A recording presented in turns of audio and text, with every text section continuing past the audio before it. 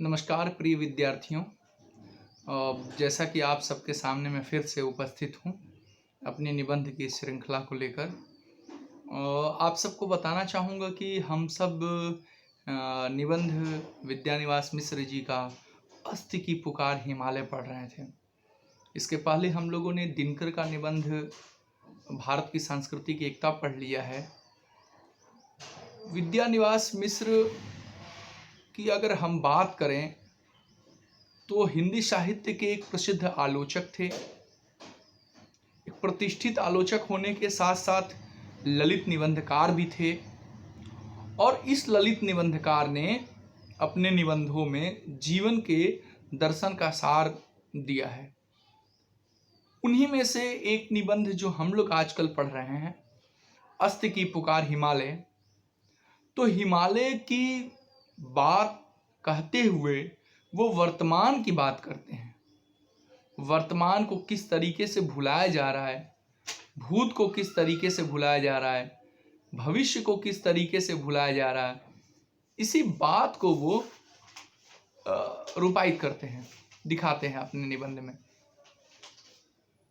अकस्मात वो कालिदास के कुमार संभव को पढ़ते हैं और कुमार संभव का जो बीज श्लोक है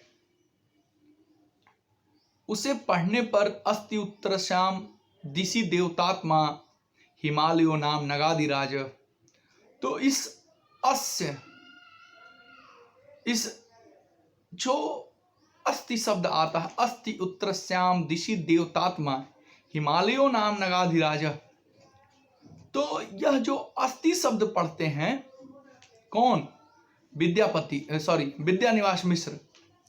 तो अचानक से इस अस्ति से ही उन्हें हिमालय की याद आती है, क्योंकि हिमालय की प्रशंसा में, वर्णन में कालिदास ने बीज श्लोक लिखा है।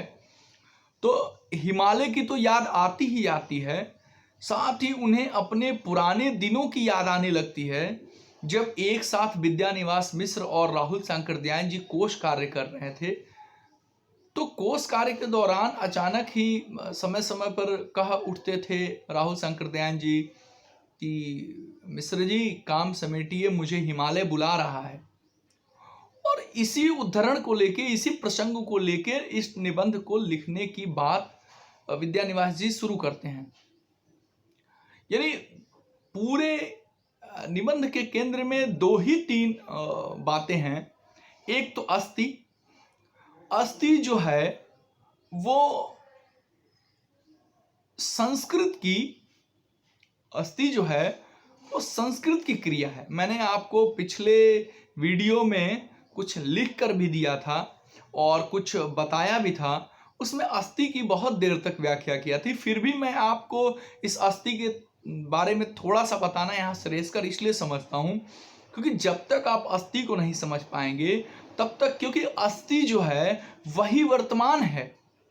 वह है तो संस्कृत क्रिया शब्द का क्रिया है, मतलब संस्कृत की क्रिया शब्द का जिसका हिंदी अर्थ होता है, लेकिन ये है जो है ये वर्तमान का परिचायक है, यानी वर्तमान का बोध कराता है। और इस श्लोक में भी विद्यानिवास मिश्र जी इसी वर्तमान को लेकर उपस्थित होते हैं, इसी अस्ति को लेकर उपस्थित होते हैं। और इसी अस्ति को देखकर विद्यानिवास जी के मन में राहुल जी के साथ जो बिताए गए जो समय है उनको याद आता है, और वो याद करने लगते हैं कि कैसे राहुल शंकरदयाल जी बोलते थे कि विद्यानिवास जी काम समेटिए, मुझे हिमालय बुला रहा है। तो ये सारे प्रसंग एक दूसरे से जुड़े हैं और इसी बात को लेकर उसकी व्याख्या करते हैं। यानी पूरे निबंध में अस्ति शब्द को लेकर चर्चा की गई है। और अस्ति किस चीज का घोतक है, किस चीज का द्योतक है? वर्तमान का। फिर से मैं क्लियर करना चाहता हूं, अस्ति वर्तमान का द्योतक है, वर्तमान की पहचान है, वर्तमान का बोध कराता है। अस्ति क्रिया संस्कृत की क्रिया है जिसे हिंदी में है कहते हैं। तो इस है का मतलब होता है वर्तमान। तो प्रश्न ये उठता है इसी निबंध में कि भला, आपको मैं यहां बताना चाहूंगा, राहुल जी शुद्ध रूप से नास्तिक थे, यानी धर्म में तनिक विश्वास नहीं करते थे राहुल जी। तो विद्यानिवास जी के मन में ये बात आता है कि राहुल जी जैसे व्यक्ति को, जो तनिक धार्मिक नहीं है, उसे भला हिमालय कैसे बुला सकता है। हिमालय तो धार्मिक स्थल है जहां देवताओं का निवास होता है, पर्वतों का राजा है। तो ऐसा हिमालय इस नास्तिक आदमी को कैसे बुला सकता है। और इस बात की पड़ताल करते हैं और अपने निबंध में ही गाहे बगाहे इस बात की व्याख्या भी करते हैं। प्रश्न भी स्वयं उठाते हैं कि इस जैसे नास्तिक व्यक्ति को भला हिमालय कैसे बुला सकता है। और उसका उत्तर भी देते हैं जो निबंध के अगले पैराग्राफ में है। जो हम पैराग्राफ पढ़ाएंगे तो अभी उसका उत्तर देंगे। तो प्रश्न यहां ये उठकर आता है कि हिमालय जो है वो है यानी अस्थि है, और क्या क्या अस्थि है, क्या क्या वर्तमान का द्योतक है, क्या क्या आज भी हम भूलते जा रहे हैं जिन्हें हमें याद करना चाहिए। इसी बात की पीड़ा लेकर, इसी बात को लेकर, इसी अस्थि को लेकर विद्यानिवास मिश्र जी अपने निबंध में उपस्थित होते हैं। हम चाहते हैं कि आप सब किताब खोल लीजिए। हम भी किताब खोल चुके हैं और आपके सामने है, और आप सब किताब खोल लीजिए और तब हम लोग शुरू करते हैं इस पूरे निबंध की चर्चा, जिसमें अस्थि शब्द क्यों आया है, इस अस्थि का मतलब क्या होता है, और इस अस्थि का मतलब की बात तो मैंने समझा ही दिया है। अस्थि की पुकार हिमालय जो है, हिमालय का क्या अपना महत्व रहा है, हिमालय राजा की कथाएं क्या क्या है, यानी हिमालय राजा की क्या क्या कथाएं हैं, आप सब में से प्रत्येक व्यक्ति जानता होगा। और नास्तिक व्यक्ति को भला हिमालय क्यों बुला सकता है, लेखक हिमालय क्यों नहीं जाता है, यह भी तो चिंता जाहिर करता है कि मुझे क्यों नहीं बुलाया हिमालय ने, केवल राहुल जी को क्यों बुलाया। तो लेखक न जाने का क्या कारण मानता है। इन सारे प्रश्नों का उत्तर, लेखक किस बात पर दुख व्यक्त करता है, निबंध का उद्देश्य क्या है, निबंध में किस किस बातों की चर्चा होती है, इन सारे प्रश्नों का उत्तर लेकर हम निबंध से ही आपके सामने थोड़ी देर में प्रस्तुत होंगे। तो सबसे बड़ी बात तो यह है कि एक आलोचक हैं, एक ललित निबंधकार हैं, अपना लालित्य जो है वो निबंध में साफ साफ बिखेरते हैं, जो भारतीयता की है, ये सब चीज़ें दिखती हैं। और हम निबंध का पैराग्राफ पढ़ते हैं और इन सारे प्रश्नों का जो हमने अभी आपके सामने इस प्रश्नों को किया है, यानी लेखक क्यों दुखी है, लेखक को क्यों नहीं हिमालय बुलाया गया, हिमालय ने यानी याद क्यों नहीं किया, किन किन बातों का और जिक्र होता है निबंध में, साथ ही साथ लेखक जो है वो केवल राहुल जी को ही क्यों बुला रहा है हिमालय, लेखक की यह भी पीड़ा है। और इन सभी प्रश्नों का जो है उत्तर लेकर स्वयं जो है वो विद्यानिवास मिश्र जी स्वयं प्रश्न करते हैं और स्वयं शायद कह के उत्तर भी लेकर उपस्थित होते हैं। तो हम लोग अब पढ़ेंगे अस्थि की पुकार हिमालय। हमने पहला पैराग्राफ, श्लोक के साथ पहला पैराग्राफ, दूसरा पैराग्राफ पढ़ लिया है। अब हम लोग आस्तिकता की बात करते हुए आगे बढ़ते हैं और इसी दूसरे पैराग्राफ में यह कह भी देते हैं क्यों हिमालय बुला रहा है, क्योंकि राहुल जी हमसे ज़्यादा आस्तिक हैं। आस्तिक इस मामले में नहीं कि कर्मकांड के, धार्मिक जीवन के, आस्तिक इस मामले में कि हिमालय घूमने के लिए, घुमक्कड़ी जीवन के लिए हिमालय ऐसे लोग को बुलाता है जो निश्चल हो, जो घुमक्कड़ प्रवृत्ति के हों, जो भारतीय अपने भारत के इतिहास को, गौरव बोध को जगाने वाले हों। ऐसे लोगों को ही हिमालय याद करता है। हिमालय की इच्छा होनी चाहिए, हिमालय की जिजीविषा होनी चाहिए, हिमालय की विराट चेष्टा होनी चाहिए मन में, तभी हिमालय आप जा सकते हैं। तो यह बात राहुल जी में थी। अब लेखक में यानी विद्यानिवास मिश्र जी में यह बात क्यों नहीं थी, इस बात को ही लेकर यह अपने निबंध में बताते हैं। आगे मैं पढ़ रहा हूं। मैंने भी कुमार संभव, पैराग्राफ 3 है, आप सबको मैं बताना चाहूंगा पैराग्राफ 3 है, तीसरे पैराग्राफ से मिलाइए दूसरे पेज पर। मैंने भी कुमार संभव पढ़ा है, हिमालय की कथाएं पढ़ी हैं, हिमालय राजा की कहानी यानी लोक कथा सुनी है, पर मुझे यह बुलावा नहीं मिलता। या शायद मिलता है, मुझे सुनाई नहीं पड़ता। सुनाई न पड़े इसके लिए शहरों में काफी सरंजाम है। पान की दुकानों पर अहरनिश बजते रेडियो, यांत्रिक वाहनों की चिल्लपो, जुलूसों की अर्धहीन नारेबाजी, ध्वनि विस्तारक यंत्रों के द्वारा प्रसारित हरिनाम संकीर्तन और संगीत का बुखार उतारने वाली फिल्में, धुनों का वृंदगान और बच्चों के स्कूलों से उठती हुई मछली हट्ठे की शोरगुल, या शायद जैनेन्द्रीय भाषा में मुझे ही कुछ हो गया है या न कुछ हो गया है। मुझे ही क्यों, मेरे अड़ोसी पड़ोसी सबको ही तो यह हो गया है। हिमालय या किसी भी अस्त्र की पुकार सुनाई नहीं पड़ती। इस 4-5 लाइन 6 लाइन की व्याख्या पहले जरूरी है। अब देखिए इस प्रश्न का उत्तर मिल गया। देखिए निबंध पढ़ते समय 3-4 बातों का बहुत जरूरी है। लेखक कोई भी बात कह रहा है तो क्यों कह रहा है, उसके पीछे क्या कारण है, उद्देश्य क्या है कहने का।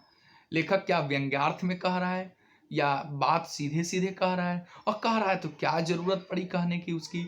अगर यह बात हम नहीं समझ पाएंगे कि लेखक यह बात क्यों कह रहा है, कैसे कह रहा है, तो हम चीज़ों को बहुत अच्छे से नहीं समझ सकते हैं।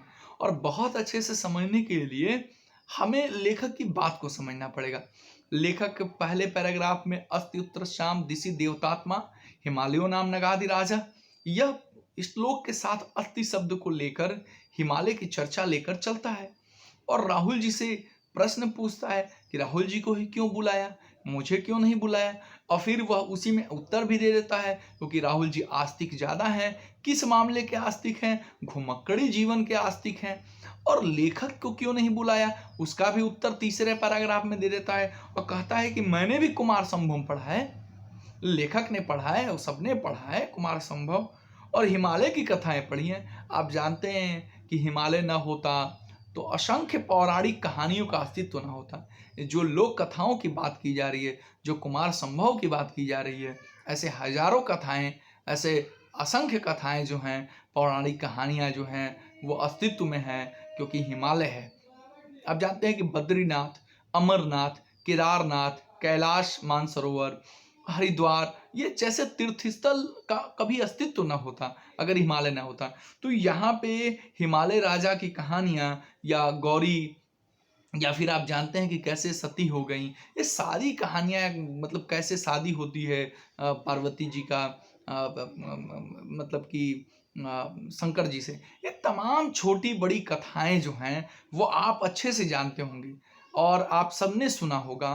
उन्हीं की चर्चा यहाँ किया जा रहा है कि हिमालय राजा की कहानी वाली लोक कथा सुनी होगी, पर मुझे अब बुलावा नहीं मिलता। यानी कहानी तो मैंने भी सुनी है, कहानी आपने भी सुनी है, कुमार संभव आपने भी पढ़ा है, हम सबने पढ़ा है, लेकिन हम लोगों को बुलावा नहीं मिल रहा है। ऐसा क्यों? क्योंकि बुलावा इसलिए नहीं मिल रहा है। क्यों नहीं मिल रहा है इसका उत्तर देखिए, विद्यानिवास मिश्र जी की ये छटपटाहट है, ये बेचैनी है, ये प्रश्न है और स्वयं उत्तर भी है। उत्तर देते हैं, कोशिश करते हैं उत्तर देने की, और यह उत्तर बिल्कुल परफेक्ट है, सही है। क्या कहते हैं? कहते हैं कि इसलिए नहीं सुनाई पड़ता कि शहरों में काफ़ी सरंजाम है, काफ़ी धक्का मुक्की है शहरों में। शहरों का जीवन कैसा होता है आप सब जानते हैं। किसी के पास फुर्सत नहीं है कि हिमालय के बारे में बैठ के 10 मिनट सोच सके। तो जब आपके पास सोचने की फुर्सत नहीं है तो आप हिमालय कहाँ से जाएंगे? हिमालय जाने के लिए तो राहुल जी जैसा व्यक्तित्व चाहिए ना, घुमक्कड़ी प्रवृत्ति चाहिए ना, दिमाग में आपके हिमालय घूमते रहना चाहिए। और जब हिमालय नहीं है आपके दिमाग में तो फिर कहाँ से हिमालय जा पाएंगे? तो बात कहते हैं कि काफी सरंजाम है। पान की दुकानों पर अहर्निश बजते रेडियो, यांत्रिक वाहनों की चिल्लपों, जुलूसों की अर्धहीन नारेबाजी, और इन सब बातों का जिक्र करते हुए वे कहते हैं कि अड़ोसी पड़ोसी सबको ही तो यह कुछ न कुछ हो गया है। हिमालय या किसी भी अस्थि की पुकार नहीं सुनाई पड़ती। देखिए हिमालय के साथ साथ यहाँ अस्थि आया ना, यह अस्थि क्या है? प्रश्न यही है। मैंने बार बार बताया, फिर बता रहा हूँ कि अगर आप अस्थि शब्द का मतलब नहीं समझ पा रहे हैं तो आप पूरे हिमालय का मतलब नहीं समझ पाएंगे, पूरे इस निबंध का अर्थ नहीं समझ पाएंगे। अस्थि का मतलब है संस्कृत की क्रिया है जिसका हिंदी अर्थ है, और इस है जो है ये वर्तमान का परिचायक है, वर्तमान का बोध कराता है, और यह वर्तमान का जो बोध कराता है अस्थि, इस अस्थि को समझने के लिए हमें पूरा का पूरा निबंध अस्थि को समझते हुए निबंध को समझना पड़ेगा। लेखक कह रहा है कि किसी को नहीं सुनाई दे रहा है, अड़ोसी पड़ोसी इतना ज़्यादा शहरों का सरंजाम है, यानी लेखक अपनी जो शहरी जीवन है उसी के कारण हिमालय न जाने का कारण मान रहा है। यह क्लियर हो गया। और इस बात को क्लियर करते हुए लेखक कह रहा है कि हिमालय या किसी भी अस्थि की पुकार नहीं सुनाई पड़ती। हिमालय ही नहीं, किसी है यानी वर्तमान की पुकार नहीं सुनाई पड़ती। ये वर्तमान किन किन चीज़ों के लिए कुछ एग्जाम्पल यानी कुछ उदाहरण लेकर निबंध में आते हैं। वर्तमान में तो बहुत सारी चीज़ों की नहीं सुनाई दे रही है। पतंजलि का योगा हमें नहीं सुनाई पड़ता, हमें किसी और के द्वारा सुनना पड़ता है। हमारे धर्म ग्रंथ हमें नहीं सुनाई पड़ते, हम कोई और पढ़ता है, कोई और बताता है, तब हमें सुनाई पड़ता है। ऐसे तमाम चीज़ें हमें वर्तमान में नहीं सुनाई पड़ती। इसमें से कुछ उदाहरण लेकर विद्यानिवास मिश्र जी भी अपने निबंध में आते हैं और कहते हैं निबंध में आगे ऊपर से 8वीं लाइन में 9वीं लाइन में कि वैसे अपनी ओर से हम सब आस्तिकता का पूरा निर्वाह करते हैं। आस्तिकता का तो निर्वाह करते हैं, ये बात तो सही है भाई। कर्मकांड, पूजा पद्धति, व्रत, प्रेम, साधना, ये सब कुछ हम लोग करते हैं। लेकिन यहाँ इस आस्तिकता की बात नहीं हो रही है। ऊपर वाले पैराग्राफ में ही बोला जा चुका है कि राहुल जी में कुछ आस्तिकता ज़्यादा थी। वो आस्तिकता कैसी थी और ये आस्तिकता में क्या फ़र्क है वो आप अच्छे से समझ रहे होंगे। वैसे अपनी ओर से हम सब आस्तिकता का पूरा निर्वाह करते हैं। अपने को अत्याधुनिक लगाने वाली भी कुंडली दिखाते हैं, यानी बहुत जो मॉडर्न अपने आप को मानते हैं वह भी कभी कभी डर के मारे सोचते हैं कि एक बार जरा कुंडली पंडित जी को दिखा दें, पता नहीं क्या होगा, कैसा भाग्य है, क्या है। तो आस्तिकता का यह भी है नजरिया। और ऐसी भी आस्तिकता है, आस्तिकता के कई पहलू हैं। उन पहलुओं पर विद्यानिवास मिश्र जी चर्चा करते हैं और कहते हैं कि ग्रहों को यानी ग्रह जो है आप जानते हैं 9 ग्रह हैं, उनको प्रसन्न रखने के लिए रत्न धारण करते हैं, तमाम तरह के रत्न धारण करते हैं। और किसी मंदिर में जाएं या न जाएं पर हनुमान जी के यहाँ लड्डू जरूर चढ़ाते थे। विद्यानिवास मिश्र जी भी हनुमान जी की बहुत पूजा करते थे और इसीलिए शायद वो इस बात का यहाँ जिक्र करते हैं। आप जानते हैं कि संकट मोचन मंदिर बनारस में बहुत प्रसिद्ध मंदिर है, वहाँ का लड्डू बहुत प्रसिद्ध है। और इस मंदिर में विद्यानिवास मिश्र जी तो जाते ही थे।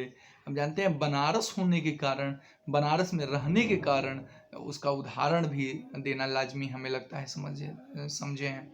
वरना हर एक जगह के देवी देवता होते हैं और आगे इस निबंध में वो चर्चा भी करेंगे कि वो हनुमान जी के साथ साथ और अन्य देवी देवताओं की भी चर्चा करेंगे। वो चर्चा कैसे आएगी वो आप निबंध में देखेंगे। चूँकि बनारस के रहने वाले थे, अक्खड़पन का शहर है, मस्तमौलापन का शहर है, और इस शहर की थोड़ी चर्चा विद्यानिवास मिश्र जी ने भी अपने निबंध में किया है। ग्रहों को प्रसन्न रखने के लिए रत्न धारण करते हैं और किसी मंदिर में जाएं न जाएं पर हनुमान जी के यहाँ लड्डू चढ़ाने मंगलवार को जरूर पहुंच जाते हैं। हम गाहे बगाहे देवताओं का दरबार करते हैं, मनौती मानते हैं, इंडियन कल्चर की बात करते हैं।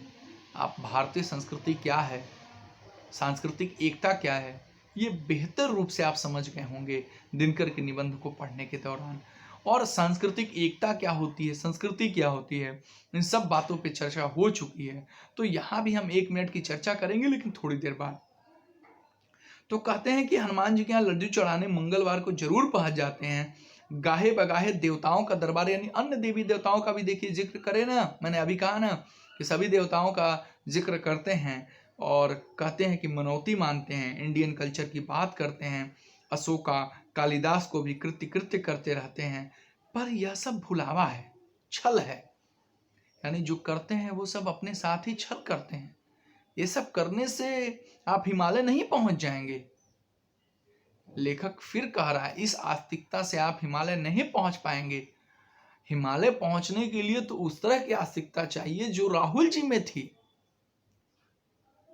हम देवताओं को अफसर या नेता और अफसर या नेता को देवता मानते हैं। जी हाँ, ये तो बड़ा दुखद है। आज के भी दौर में यह दिख जाता है। पगडंडियों का जमाना जब हम पढ़ेंगे हरशंकर परसाई का, तो यह एक व्यंग्य है और यह व्यंग्य साफ तौर पे उसमें झलकेगा, दिखेगा। हम अफसर या नेताओं को देवता और देवताओं को अफसर या नेता समझते हैं।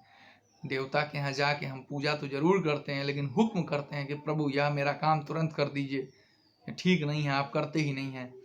और अफसर या नेता को देवता समझ जाते हैं, उनकी चाटुकारिता करते हैं, उनके पैरों में गिरे रहते हैं, उनकी हाँ में हाँ और ना में ना मिलाते हैं ताकि मेरा काम जल्दी से जल्दी हो जाए। और इस तरह की प्रवृत्ति को वर्तमान में बहुत ज़्यादा देखा जा रहा है। यह दुखद है, लेकिन कुछ किया नहीं जा सकता है। वर्तमान परिवेश इसको करने के लिए, कराने के लिए विवश है। बहरहाल निबंध में यह प्रसंग आया और विद्यानिवास मिश्र जी के भी समय में यह चीज़ें देखने को मिलती होंगी। विद्यानिवास मिश्र ने जब इसका जिक्र किया है तो यह चीज़ें उस समय भी थी, आज भी हैं और पता नहीं कब तक रहेंगी। कहते हैं कि हम देवताओं को अफसर या नेता और अफसर या नेता को देवता मानते हैं। हम थान पूजते हैं, यानी प्रयोजन करते हैं। माई का हो या ब्रह्म का हो, तेलिया मशान का हो, अंग्याबीर का हो, लंगोटी वाले का हो या नंगे का हो, ये जगह जगह के देवताओं का नाम लेते हैं। आप जानते हैं कि आपके भी आसाम में, सिक्किम में, अरुणाचल प्रदेश में या हमारे उत्तर प्रदेश, बिहार, नागालैंड, हर एक जगह के एक देवी देवता होते हैं, खास किस्म के डी होते हैं जिनको मतलब अपने घरेलू देवता बोलते हैं, घर के देवता बोलते हैं। ऐसे देवताओं को ग्राम देवता बोलते हैं। तो इस तरह के देवताओं की पूजा होती है, उनको पूजाई की जाती है जिससे वो प्रसन्न रहे, जिससे हमारी मनोकामना पूरी रहे, जिससे पूरा का पूरा गांव खुशहाल रहे, शहर खुशहाल रहे। तो इस तरह के देवताओं की भी चर्चा करते हैं।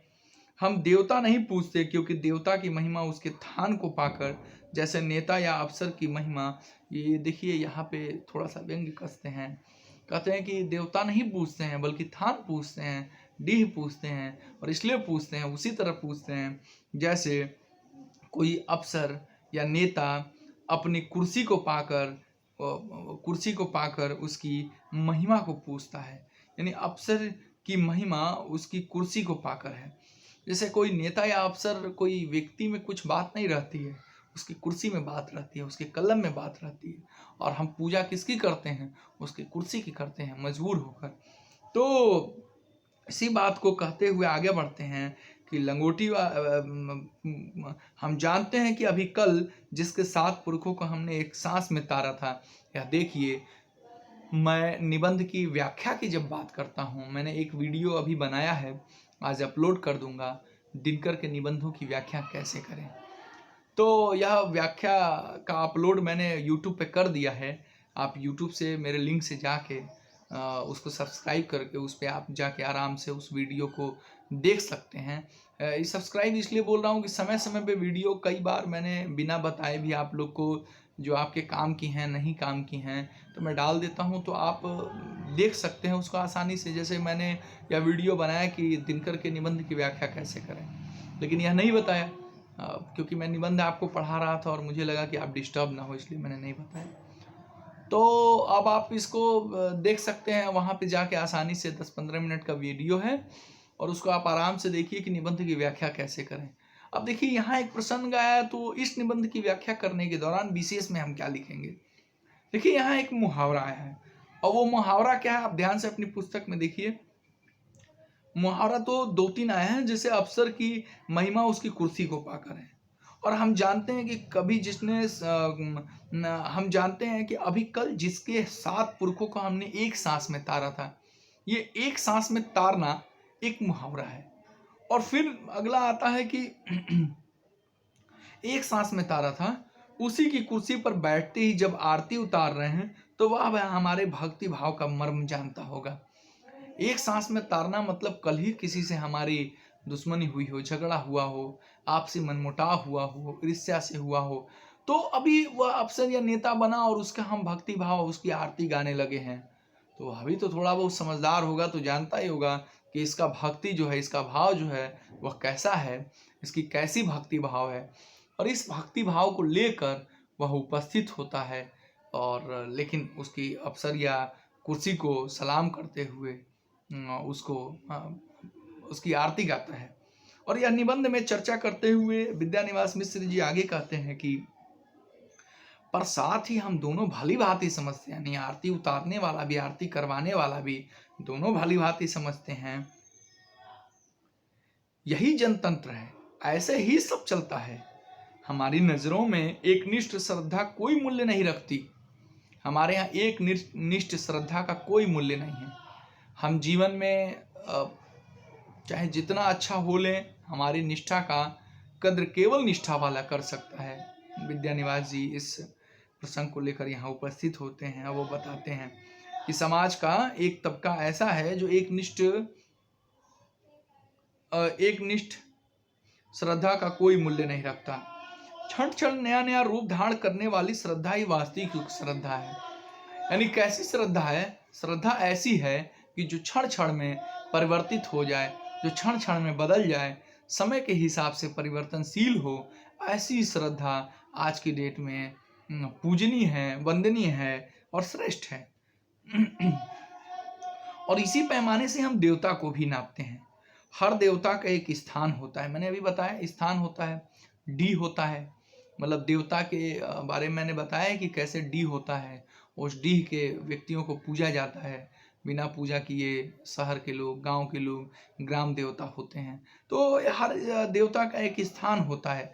और कैलाश भी उसी तरह से, यानी कैलाश किसका निवास स्थान है ये मुझे बताने की ज़रूरत है नहीं, शंकर जी की पूजा वहाँ। तो ऐसे करके विद्यानिवास मिश्र जी क्या कहना चाहते हैं ये आगे निबंध में हम समझ लेंगे। तो हमारी नज़रों में इसी पैमाने से हम देवता को भी नापते हैं। हर देवता का एक स्थान होता है। भारतवर्ष की राष्ट्रीय एकता की बात करनी होगी तो वहाँ नगाधिराज हिमालय का नाम जरूर लेना चाहिए। मैंने अभी बताया ही कि हिमालय पर्वतों का राजा है और इस पर्वतों के राजा हिमालय का जिक्र तो करना ही होगा। कई साहित्यकारों ने भी जिक्र किया है। कालिदास ने तो आपने देखा कुमार संभव में बीज वक्तव्य यानी बीज श्लोक में ही कैसे कहा है। और प्रसाद ने भी कहा है कि हिमालय के आंगन में उसे प्रथम किरण का दे उपहार। ये प्रसाद अपने एक कविता पंक्ति में तो कहते ही हैं। दिनकर भी कहते हैं कि मेरे नगपति मेरे विशाल साकार दिव्य गौरव विराट। वहीं इकबाल भी कहते हैं हे हिमालय ए फसीले किस नरे हिंदुस्तान। तो ये सारे के सारे लोग जो हैं हिमालय का एक बहुत बड़ा, हिमालय साहित्य में बहुत बड़ी उपस्थिति लेके दर्ज करता है। पौराणिक कथाओं के बारे में अभी मैंने जिक्र किया है कि कैसे कैलाश मानसरोवर, अमरनाथ, बद्रीनाथ और तमाम जगह जो है केदारनाथ या हरिद्वार जैसे जो तीर्थ स्थल है, पौराणिक कथाओं को लेकर जो है वो हिमालय के रूप में ही उपस्थित होता है, उनकी कथाओं के रूप में उपस्थित होता है। तो मैं यह कहना चाहता हूँ कि जो निबंध में कहा जा रहा है कि भारतवर्ष की राष्ट्रीय एकता की बात करनी होगी तो वहां नगाधिराज हिमालय का नाम जरूर लेना चाहिए। जो आप देख रहे हैं ना कैसे हिमालय का नाम सब और उपस्थित है। साहित्य से लेकर, समरसता से लेकर, एक रूपता से लेकर धरती की सस्य श्यामला है ये। और इसी श्यामलाम जो है वह सोना उगलती है, उसका उसी का कारण हिमालय है। हिमालय ही है उसका कारण जो सस्य श्यामलाम है और वह सोना उगलती है। मतलब प्रथम किरण जो है वह हिमालय के आंगन में ही आता है सूर्य की। तो इन बातों को लेते हुए विद्यानिवास मिश्र जी कहते हैं कि भारत की राष्ट्रीय एकता की बात करनी होगी तो वहां पे नगाधिराज हिमालय का नाम जरूर लेना चाहिए। दो चार सूखे अंधुले अनरंगे रश्मि अक्षत चढ़ाने ही होंगे। पहले के चढ़ाए अक्षत ही या फिर चढ़ाएं, कोई हर्ज नहीं। अगर हिंदुस्तान की जनता से त्याग के लिए अपील करनी होगी तो श्रीमद् भागवत गीता से उदाहरण देना होगा। ध्यान रखिएगा, मेरे एक और प्रश्न का उत्तर यहाँ आ गया। श्रीमद् भागवत गीता के उदाहरण देना ही होगा उस स्थान के नाते, यानी उस प्रयोजन के नाते जिसमें भगवान कृष्ण को भी पान सुपारी भेंट की जाएगी। अगर हिंदुस्तान की नारी को भुलावा देना होगा तो शक्ति की आराधना के बोल निकलेंगे ही। पार्वती की, काली की, दुर्गा की, शक्ति की पूजा तो राम भी करते हैं। राम की शक्ति पूजा में आप पढ़िए कि शक्ति की करो मौलिक कल्पना। तो मैं इसकी चर्चा अभी यहाँ नहीं करूँगा, राम की शक्ति पूजा की चर्चा तो नहीं करूँगा, वो विस्तार फिर ले लेगा। और लेकिन आपको यहाँ जरा हिंट करूँगा कि शक्ति की पूजा तो करनी ही पड़ेगी। शक्ति की करो मौलिक कल्पना राम ने भी किया था जाने से पहले शक्ति की पूजा। तो और शक्ति प्रसन्न हुई और आप जानते हैं कि कैसे बाण की जो कथा है कि मतलब कि आपको मारना है और अपने अब तो आपको बाण की कह रहा हूँ मैं, गलती से भूल गया, पुष्प चढ़ाने हैं और अब अंतिम पुष्प कहाँ से लाएं, और वो अपने आँख को भी निकालने की कोशिश करते हैं और शक्ति प्रकट होती है। ये राम की शक्ति पूजा है। मैंने सोचा जिक्र कर ही दूं जब मैंने जिक्र किया तो यानी राम अपने नेत्रों को भी निकाल कर चढ़ाने की कोशिश करते हैं और शक्ति प्रकट होती है। और शक्ति की करो मौलिक कल्पना, तो शक्ति की मौलिक कल्पना तो करनी पड़ेगी, शक्ति की पूजा तो करनी पड़ेगी। और इस बात को विद्यानिवास मिश्र जी भी लेकर कहते हैं कि हिंदुस्तान की नारी को भुलावा देना होगा तो शक्ति की आराधना के बोल निकालने ही होंगे। पर थान या प्रयोजन के बाहर देवता न तो कुछ हो जाते हैं और न उनमें कोई रस नहीं रह जाता। देखिए, दो तीन बातें यहाँ जरूरी है। एक तो हिमालय की बात हो चुकी, अब लेखक को राहुल जी में हिमालय ही नहीं, हिमालय का प्रतिरूप, संस्कृत भाषा का प्रतिरूप, संस्कृत भाषा के मूर्धन्य कवि कालिदास, ये सब में अस्थि के भाव महसूस होते हैं लेखक को। और जब इन सब में अस्थि का भाव महसूस करता है लेखक, तो लेखक ने हिमालय से संबंधित कथाएं, जो लोक कथाएं हैं, और उसको साहित्य को भी पढ़ा होगा, जो सबने पढ़ा है तो लेखक ने भी पढ़ा होगा, और उन बातों से कहता है कि मुझे हिमालय जाने का अवसर क्यों नहीं प्राप्त हुआ। और जब हिमालय जाने का अवसर प्राप्त क्यों नहीं हुआ तो उस प्रश्न को ढूंढता और दोनों का उत्तर बता देता है कि सारी जीवन के कारण मुझे नहीं मिला और राहुल जी को इन वजहों से मिला। यानी नास्तिक होते हुए राहुल जी को क्यों बुलावाया, क्योंकि धार्मिक दृष्टि से वो नास्तिक थे, लेकिन घुमक्कड़ी प्रवृत्ति से वो आस्तिक थे, जिजीविषा प्रवृत्ति से वो आस्तिक थे। और लेखक हिमालय न जाने के कारण सारी जीवन तो मान लेता। अब यहाँ जो उदाहरण आता है वो ये आता है कि लेखक को किस किस बात पर दुख व्यक्त होता है, और उस प्रश्न का उत्तर अभी अभी अंतिम लाइनों में आया कि लेखक को इस बात पर दुख व्यक्त होता है कि हम अस्थि को, वर्तमान को भूलते जा रहे हैं। और वर्तमान क्या है, वर्तमान ये है, इसीलिए हमें हिमालय का बुलावा नहीं आता है कि कहता है कि हिंदुस्तान की जनता से त्याग के लिए अपील करनी होगी तो श्रीमद् भागवत गीता से उदाहरण देना होगा। लेखक कहता है कि हिमालय के साथ साथ गीता और श्रीमद् भागवत गीता के कहे गए वचन, यानी कृष्ण की बातें जो कही गई हैं, इस अस्थि को, इस बात को हम भूलते जा रहे हैं। लेखक इसी बात पर दुखी होता है कि हम हिमालय, कृष्ण और गीता की बात को अस्थि भूलते जा रहे हैं। कृष्ण की अस्थि, गीता की अस्थि, हिमालय की अस्थि भूलते जा रहे हैं, और लेखक इस बात पर दुख व्यक्त करता है। और ये तीसरे पैराग्राफ का सारांश है कि हम वर्तमान को कैसे भूल रहे हैं। यानी राहुल जी के लिए हिमालय न तो भूत था न तो भविष्य था, अस्थि था, इसलिए गए। विद्यानिवास जी के लिए अस्थि नहीं था, क्योंकि विद्यानिवास जी सारी जीवन में फंसे हुए थे और स्वयं कहते हैं। तो आगे अब मैं निबंध के चौथे पैराग्राफ में पढ़ता हूं। तो निबंध की बात करते हुए वे चौथे पैराग्राफ में आते हैं और कहते हैं तो हिमालय में भी रस नहीं रहा। मतलब कहते हैं कि क्या पता शायद हिमालय में रस ही न रहा हो जो मेरे अंदर कोई उत्तेजना पैदा करे। फिर उसने इतना धोखा दिया। एक प्रसंग लेकर आते हैं विद्यानिवास जी और कहते हैं कि हिमालय ने भी एक बार धोखा दिया और हम उसके आश्रय सोते रहे और लाल चींटियों का दल रेंग कराया। लाल चींटियां कौन थी, कौन दल रेंग कराया, कहाँ आया, क्या इसका मतलब है, इसकी व्याख्या करूंगा। हमारे सीमांत का श्यामला प्रसार चाट गया। अभी मैंने बोला ना सस्य श्यामलाम, ये श्यामला चाट गया। क्या श्यामला चाट गया, इस सब की व्याख्या करूंगा।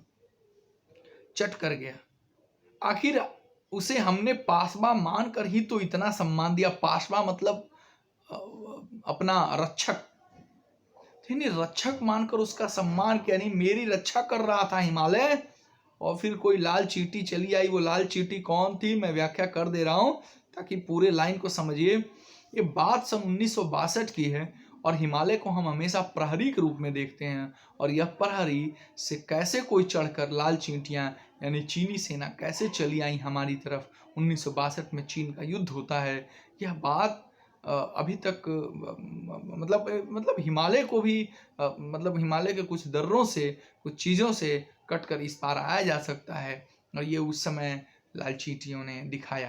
तो मतलब अपनी बात कहते हुए निबंध के माध्यम से ही प्रहरी की बात बताते हुए हिमालय को नगाधिराजा यानी पर्वतों का राजा कहते हुए हिमालय के बारे में ही थोड़ी सी व्याख्या करते हुए विद्यानिवास मिश्र जी कैसे बताते हैं कि चीन की सेना हिमालय के रास्ते से यानी हिमालय के एक छोर के रास्ते से इस पार यानी भारत में दाखिल हो गई और हमारे सीमांत का सस्य श्यामलाम प्रसार चट कर गया। आखिर हमें उन्हें पास में यानी रक्षक मानकर ही तो इतना सम्मान दिया था।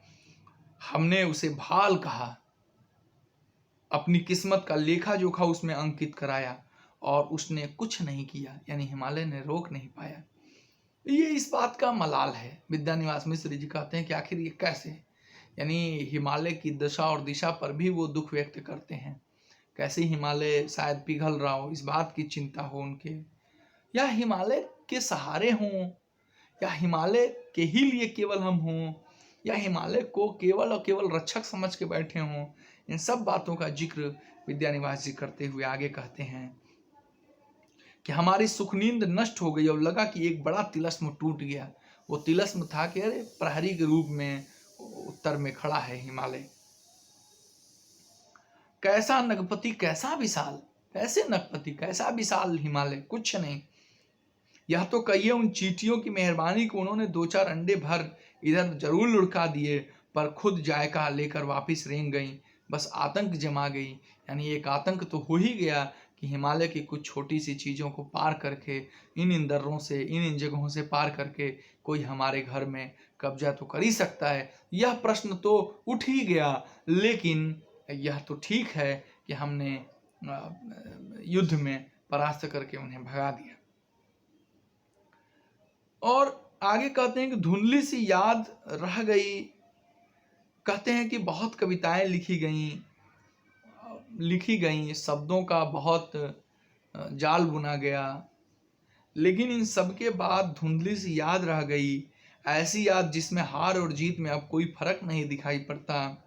यानी हिमालय का विशालता तो टूट ही गया। बहुत करके हमारी ही जीत हुई, क्योंकि हमारी नींद टूटकर फिर अपने सनातन क्रम में जुड़ गई। और सनातनी पद्धति की व्याख्या करते हुए कहते हैं, अब तो खैर हिमालय के विश्वासघात का भी गम नहीं रहा, और सच पूछिए तो गम रहा ही नहीं।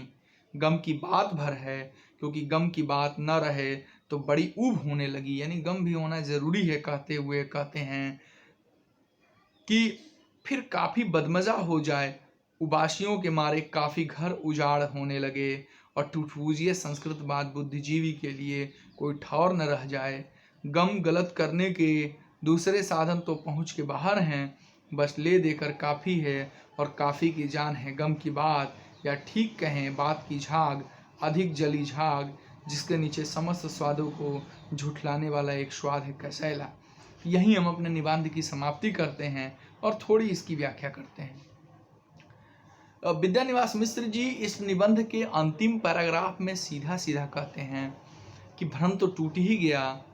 भ्रम टूटने के साथ साथ कविता, कहानी, हिमालय का जो विशालता है वो भी टूटने का कगार पे आ गई। लेकिन इसका एक दुस्वप्न समझकर भूल जाना चाहिए इसको। प्रश्न यह नहीं है, प्रश्न उससे बड़ा यह है कि जो हमारे बुद्धिजीवी हैं उनको हिमालय की बजाय उनको अपनी बुद्धिजीविता, उनको सांस्कृतिक बुद्धिजीविता झाड़ने का कुछ मौका मिलना चाहिए।